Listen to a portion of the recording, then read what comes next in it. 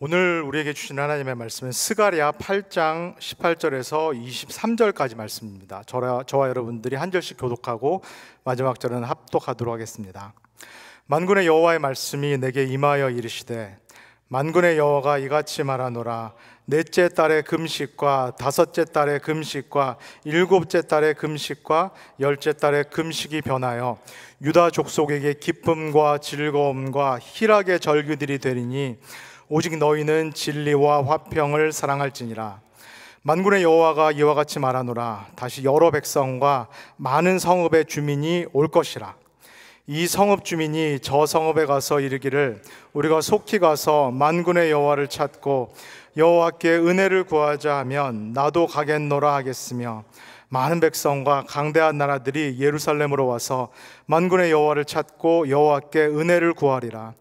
만군의 여호와가 이와 같이 말하노라. 그날에는 말이 다른 이방 백성 10명이 유다 사람 하나의 옷자락을 잡을 것이라. 곧 잡고 말하기를, 하나님이 너희와 함께 하심을 들었나니 우리가 너희와 함께 가려 하노라 하리라 하시니라. 아멘.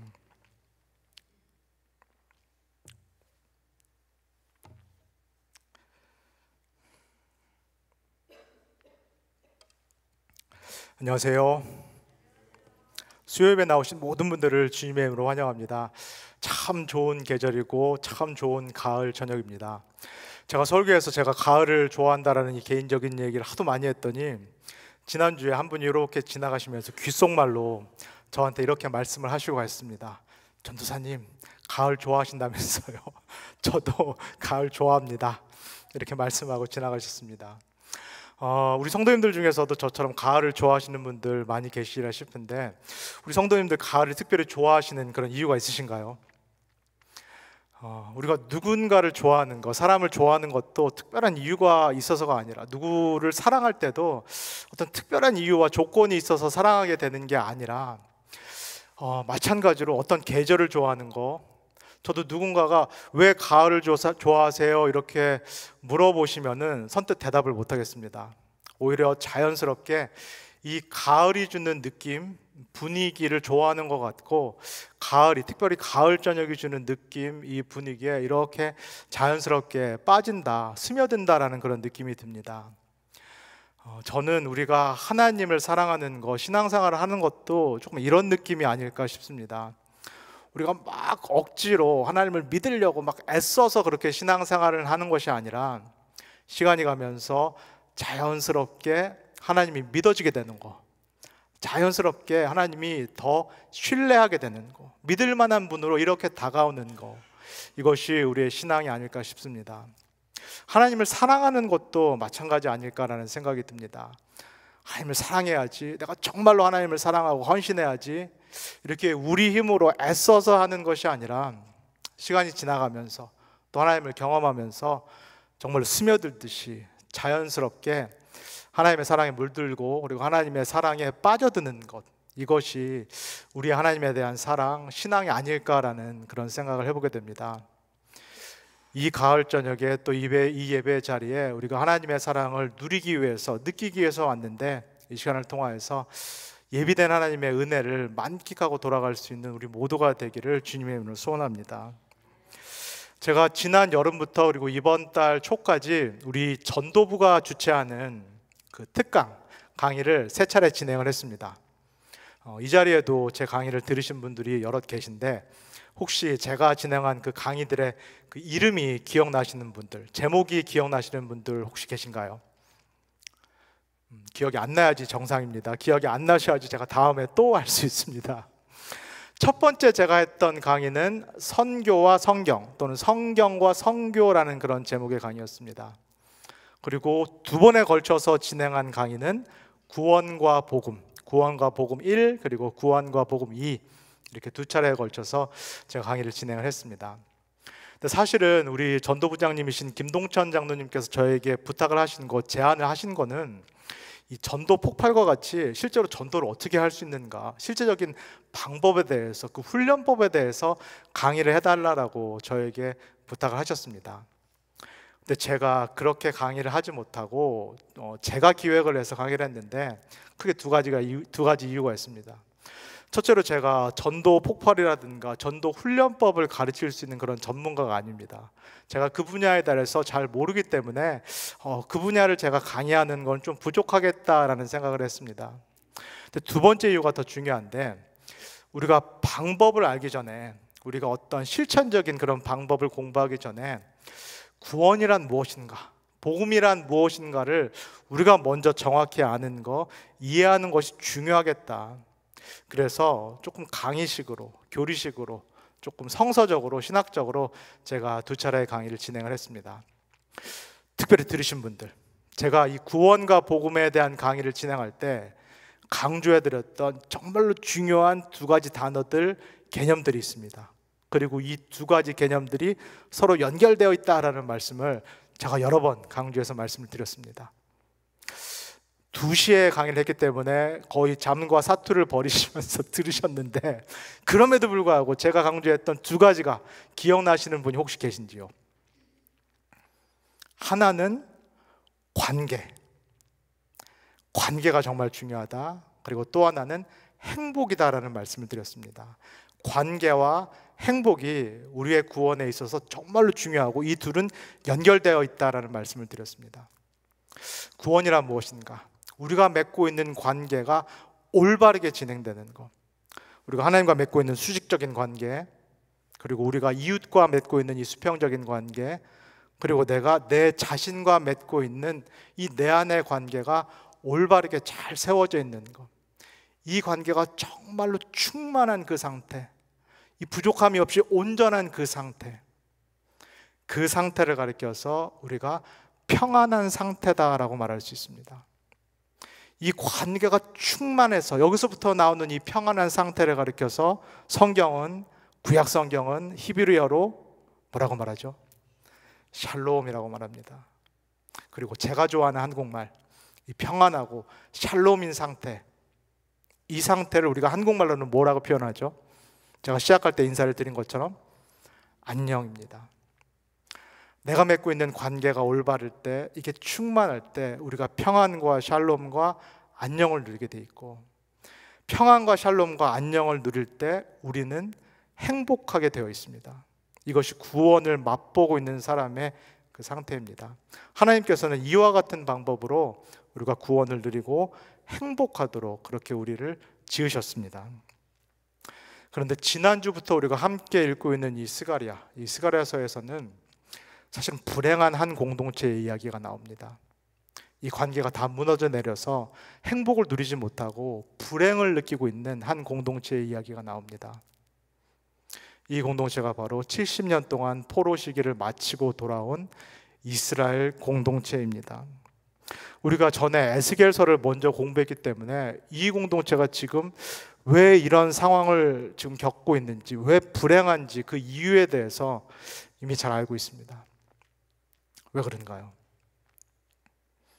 제가 말씀드렸던 이 세 가지 관계가 다 무너져 내렸기 때문입니다. 먼저 이스라엘 공동체가 하나님과 맺고 있었던 이 수직적인 관계가 이미 무너져 내렸습니다. 겉으로 보기에는 이 관계가 아무 문제가 없는 것으로 보입니다. 예루살렘 도시가 있고, 예루살렘 성전이 있고, 제사장이 있고, 매일 예배와 제사가 진행되고 있습니다. 겉으로 보기에는 아무 문제가 없는 것으로 보입니다. 그러나 외적으로 드러난 것이 아니라 문제가 되는 것은 이 이스라엘 백성들의 하나님에 대한 마음입니다. 이 마음이 이미 무너져 내렸습니다.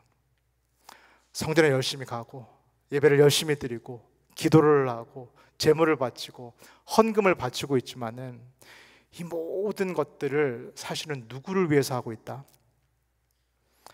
이게 사실은 하나님을 위해서 해야 될 텐데, 하나님과의 관계를 위한 그런 수단인데, 이 모든 것들을 사실은 자기를 위해서 하고 있는 그 마음, 그리고 성전에 갈 때마다, 예배를 드릴 때마다, 헌금을 드릴 때마다 기쁘고 즐겁고 자원하는 그런 마음으로 하는 것이 아니라 사실은 억지로 하는 거, 안 하면은 벌 받을까 봐, 안 하면은 처벌 받을까 봐 울며 겨자 먹기 식으로 억지로 마음에도 없는데 나아가서 하는 이 모든 행위, 이 모든 행위들이 이미 이스라엘이 하나님에 대한 마음 자세가 무너져 내렸다라는 그런 증거입니다.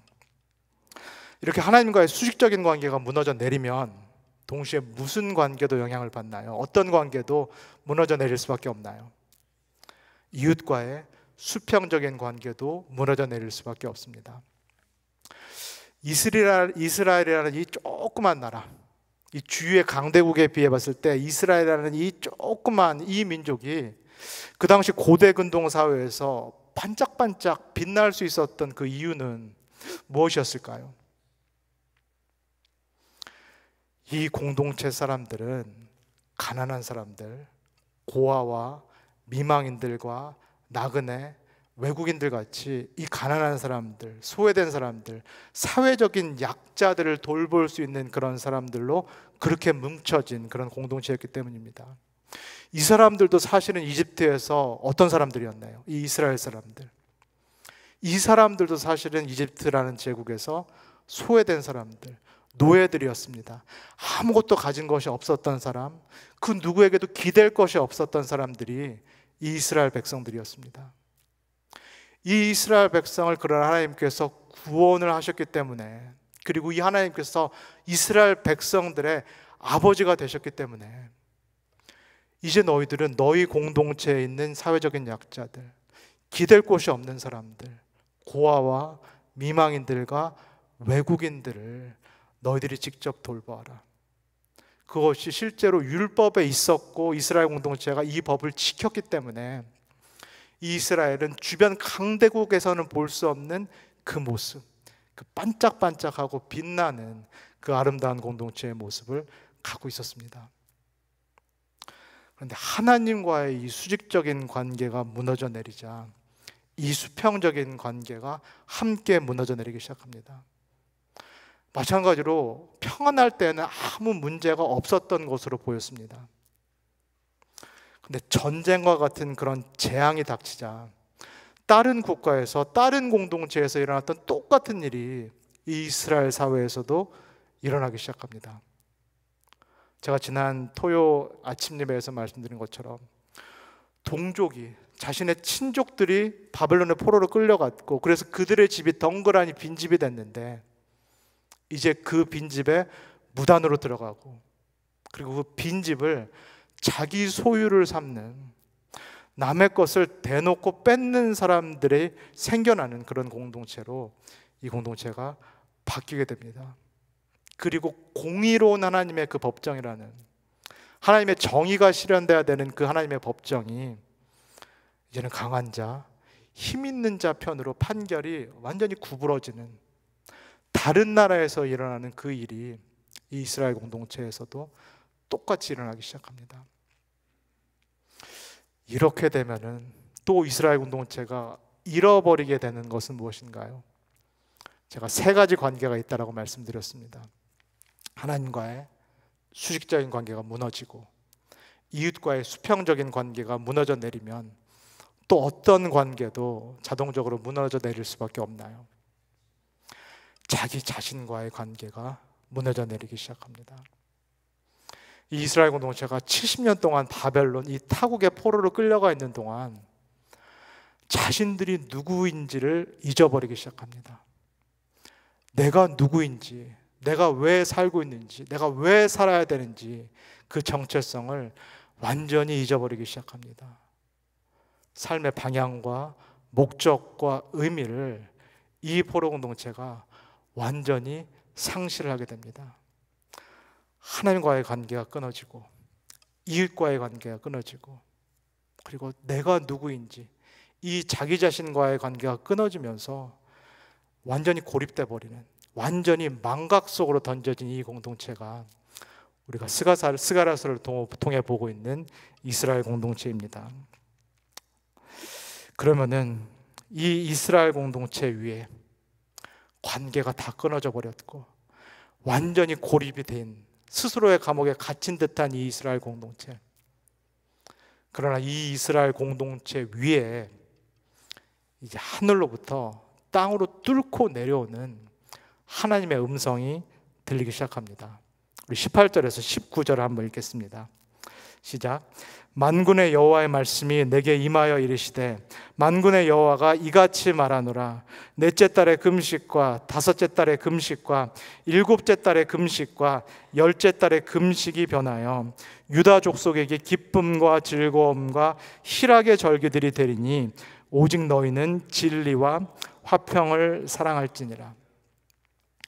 지금 이스라엘 공동체에게 들리는 이 음성, 이 공동체 한 사람 한 사람에게 들리는 이 음성, 관계가 다 끊어져 버렸고 자기 자신과의 관계도 끊어져 버려서 내가 정말로 누구인지도 지금 기억이 안 나는 이 상황에서 하늘로부터 땅으로 하나님의 음성이 뚫고 내려오기 시작합니다. 주위 사람들로부터도 들을 수 없는 그 음성, 그리고 내 자신에서 만들어낼 수 없는, 내가 들려줄 수 없는 그 음성, 들려줄 수 없는 그 음성이 이제 하늘로부터, 하나님으로부터 이 땅으로, 이 공동체로, 그리고 한 사람 한 사람의 그 심령 안으로 뚫고 들어오기 시작합니다. 하나님께서 말씀하십니다. 내가 너희들의 현실을 안다. 내가 지금 너희들이 처한 상황을 알고 있다. 너희들이 울고 슬퍼하는 이 상황, 계속해서 배고프고 계속해서 목마르고 계속해서 결핍을 느끼는 너희들의 이 현실, 이 심령. 그래서 오늘 말씀을 통해서 나온 것처럼 매일매일이 슬피 울며 애통해야 되는 그 금식과 같은 너희들의 삶, 너희들의 현실을 내가 안다. 그러나 내가 너희들의 삶, 너희들의 현실을 이제 바꿔놓겠다. 슬픔이 가득한 너희들의 삶, 이 패배감이 가득 찬, 이 자괴감이 넘치는 너희들의 삶, 애통하는 너희들의 삶, 소망이 없다라고 느끼는 삶, 비관적인 삶, 그리고 우울이 가득한, 허무가 가득한 너희들의 삶, 너희들의 심령을 내가 바꾸어서 기쁨과 즐거움과 그리고 희락이 넘치는 그러한 삶으로 내가 바꿔놓겠다 라고 하나님께서 지금 위에서 아래로 말씀을 하고 계십니다. 이것이 우리가 사람들로부터 들을 수 없는, 그리고 우리 자신으로부터 들을 수 없는 하나님만이 줄 수 있는 하나님의 음성이요, 하나님의 약속이요, 그리고 하나님의 복음의 말씀인 것입니다. 여기서 우리가 같이 한번 생각해 보면 좋겠습니다. 그러면은 이 이스라엘 포로 공동체가 이 하나님의 음성, 위에서부터 아래로 뚫고 내려오는, 자신들의 심령마저도 뚫고 내려오는 이 하나님의 음성, 이 메시지를 이 사람들이 들을 자격이 있나요? 이 메시지를 들을 가치가 이 이스라엘 백성에게 있나요? 없습니다. 전혀 없습니다. 1도 없습니다. 사실은 이 모든 관계들, 하나님께서 선물처럼 주신 이 모든 관계들을 스스로 끊고 떠난 것이 바로 이스라엘 백성입니다. 나는 하나님이 필요 없다. 나는 하나님의 관계를 끊고 홀로 살겠다. 나는 내 이웃을 돌보지 않겠다. 그것이 왜 내 책임인가? 그리고 나는 내 삶을 스스로 정하며 살겠다. 내 삶의 의미, 방향, 목적, 나의 정체성을 나는 스스로 정하며 살겠다.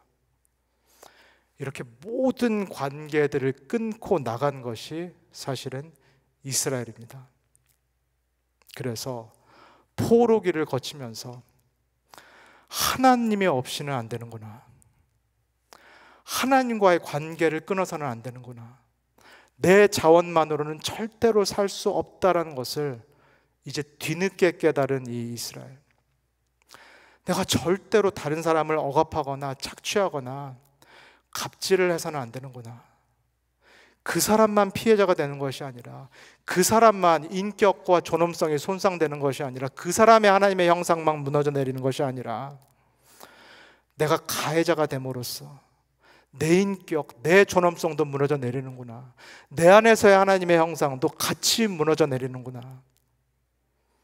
이것을 너무 뒤늦게 깨달은 이 이스라엘. 그리고 이제는 내가 누구인지를 완전히 잊어버린 이 이스라엘. 이 땅에 왜 태어났는지, 무엇을 위해 사는지, 앞으로 남은 삶을 왜 살아야 되는지를 완전히 잊어버리고만 이 이스라엘. 그래서 내가 원하는 눈에 보이는 욕망, 눈에 보이는 쾌락을 쫓아 살아가는 이 이스라엘. 그러나 그 끝은 결국은 절망이요, 결국은 허무일 수밖에 없다라는 것을 너무나 뒤늦게 깨달아 버린 이 이스라엘. 이 이스라엘이 하나님의 이 은혜를, 하나님의 이 사랑과 용서를 과연 받을 자격과 가치가 있을까요?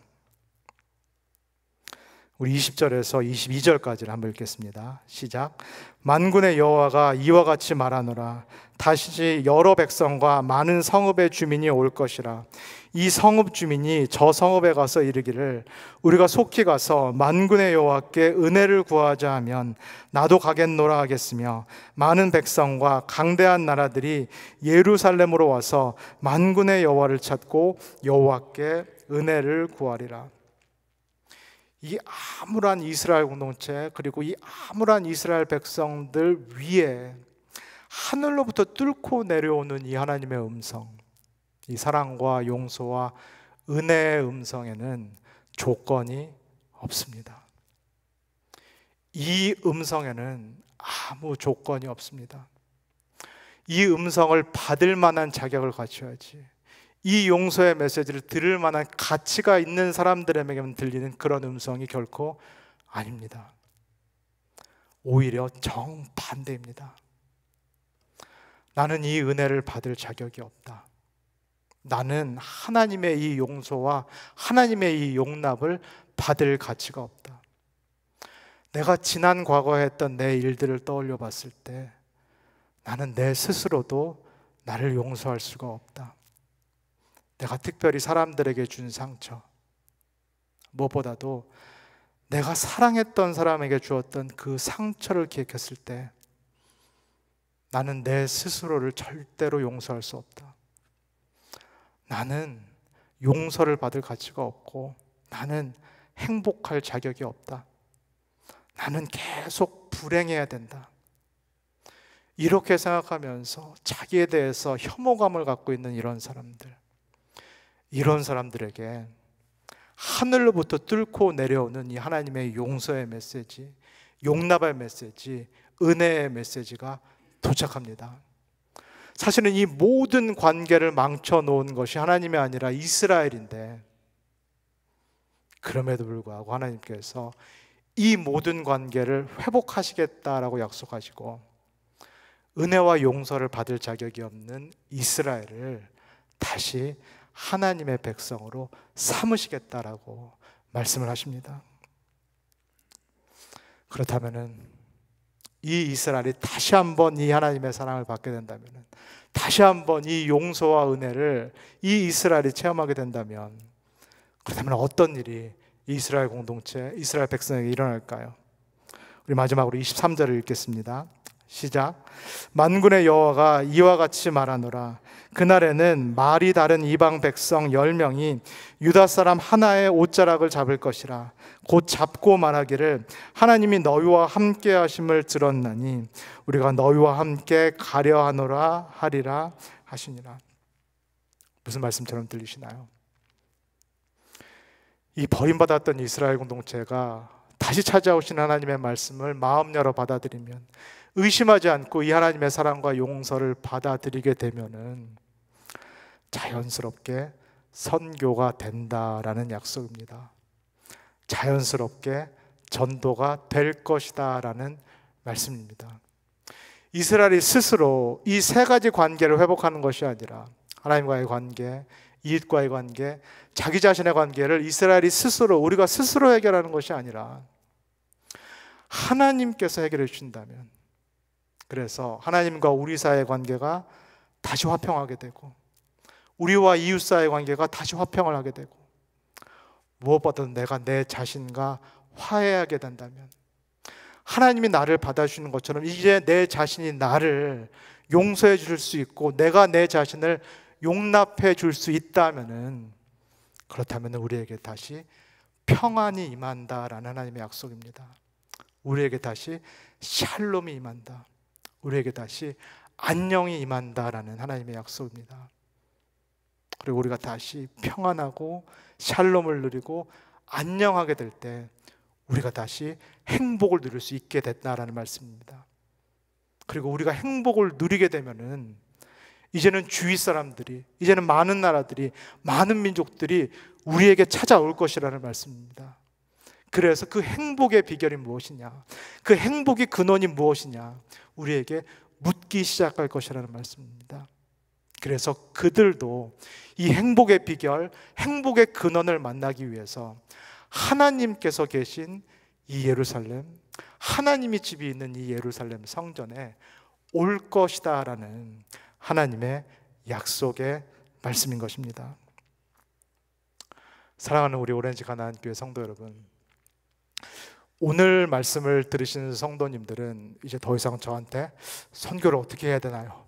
전도를 어떻게 해야 되나요? 묻지 않으실 수 있으리라 생각합니다.